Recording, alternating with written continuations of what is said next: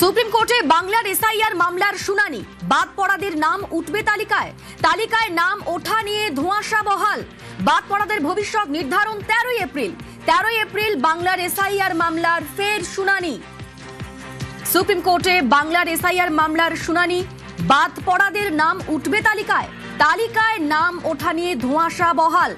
বাদ পড়াদের ভবিষ্যৎ কি হবে?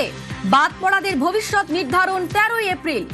13 এপ্রিল বাংলার এসআইআর মামলার ফের শুনানি।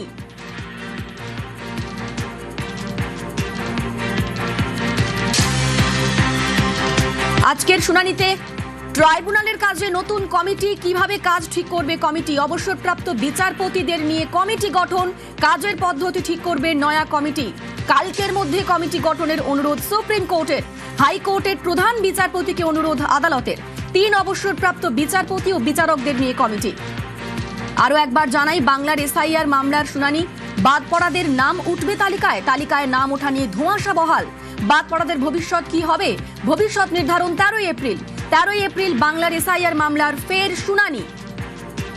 বাংলার এসআইআর শুনানিতে ঘেরাওয়ের উল্লেখ। মালদায় যে ঘটনা ঘটেছিল, মালদায় ঘেরাও সত্ত্বেও বিচারাধীন বিচার। মালদায় 8 লক্ষেরও বেশি অ্যাডজুডিকেশন। শুনানিতে মন্তব্য প্রধান বিচারপতি সূর্যকান্ত। এবং ট্রাইব্যুনালের কাজে নতুন কমিটি, কিভাবে কাজ করবে তা ঠিক করবে কমিটি। অবসরপ্রাপ্ত বিচারপতিদের নিয়ে কমিটি গঠন, কাজের পদ্ধতি ঠিক করবে নয়া কমিটি। কালকের মধ্যে কমিটি গঠনের অনুরোধ সুপ্রিম কোর্টের। হাইকোর্টের প্রধান বিচারপতিকে অনুরোধ আদালতের। 3 অবসরপ্রাপ্ত বিচারপতি ও বিচারকদের নিয়ে কমিটি।